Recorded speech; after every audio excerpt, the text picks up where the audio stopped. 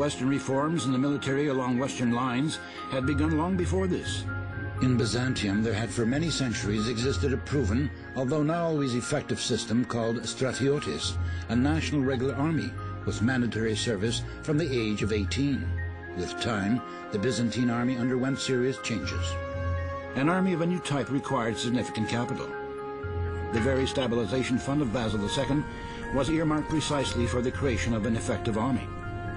The fund, as we recall, was squandered, while decisions were made to totally revamp the army according to the image of a Western professional one. At that time, the Byzantine mind was captivated by the image of Western knights, all nailed into suits of armor, the latest achievement of contemporary military industry. My Byzantines are like clay pots, one emperor commented contemptuously about his warriors, but the Western knights are like iron kettles. To be brief, as a result of the reforms, they took apart the regular army, but never built a professional one. In the final analysis, they took the course of forming a bloc with the West within the framework of a new military political union. In practice, this meant that during the most critical periods of war, they were forced to resort to a professional army, but not of their own, to a mercenary one. What it means to have a mercenary army, how loyal and capable it is, the Byzantines learned from bitter experience.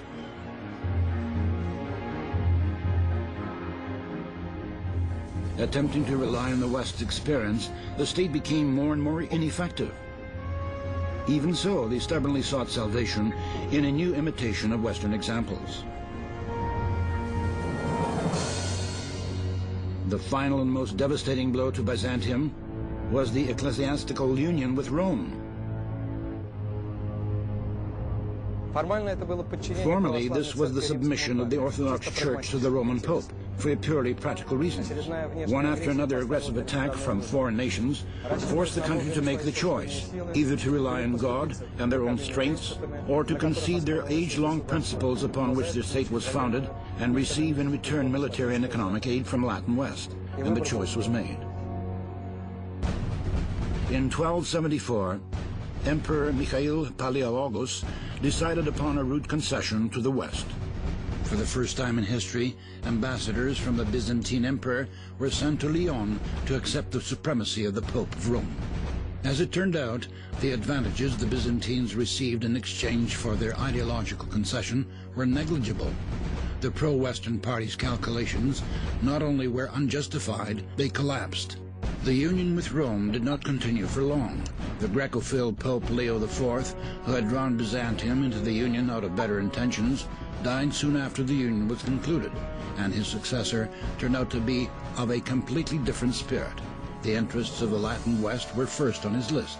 He demanded that Byzantium change completely, that it remake itself in the image and likeness of the West. When these changes did not happen, the Pope excommunicated his newly baked spiritual son, Emperor Michael Palaiologos, and called Europe to a new crusade against Byzantium. The Orthodox converts to Catholicism were pronounced bad Catholics. The Byzantines were supposed to get the point that the West needed only complete and unconditional religious and political submission. Not only the Pope was to be recognized as infallible, but the West itself as well.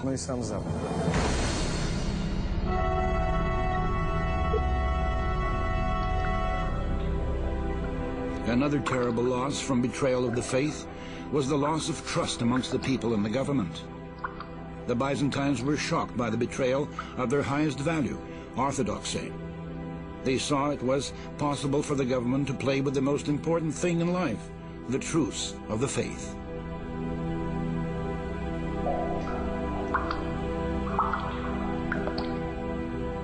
The meaning of the Byzantines' existence was lost.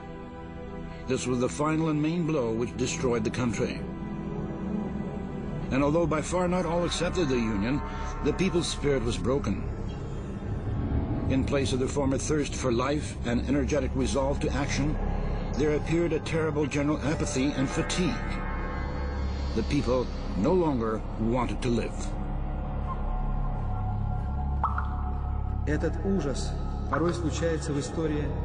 This horror has happened during various periods in history, with various peoples and with entire civilizations. This is how the ancient Hellenic people died out, amongst whom an inexplicable demographic crisis occurred during the first centuries of AD. People did not want to live. They did not want to continue their generation. The rare families that did form often had no children. The children who were born died from lack of parental care. Abortions became common practice. The darkest occult and Gnostic cults came aggressively to the forefront, cults characterized by hatred for life. Suicide became one of the main causes of death amongst the population.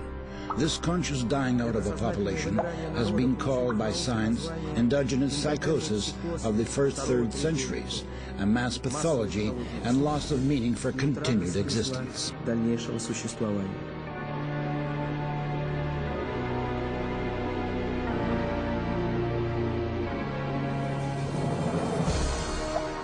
Something similar happened in Byzantium after the conclusion of the Union. The crisis in state ideology led to total pessimism.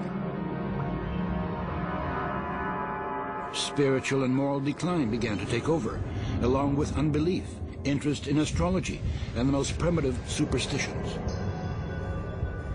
Alcoholism became a true scourge of the male population.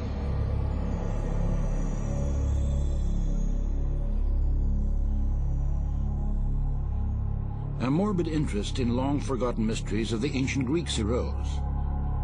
An intelligentsia fascinated with neo-paganism consciously and cynically destroyed the foundations of Christian faith in the people. Processes of depopulation and family crises ensued. Out of the 150 Byzantine intellectuals known to us to have lived during the late 14th, early 15th centuries, only 25 had families of their own. This is only a small part of what came to Byzantium due to the decision amongst the elite to sacrifice higher ideals for the sake of practical advantages. The soul collapsed. In a great nation who had given the world grandiose examples of flights of spirit, now reigned unbridled cynicism and squabbles.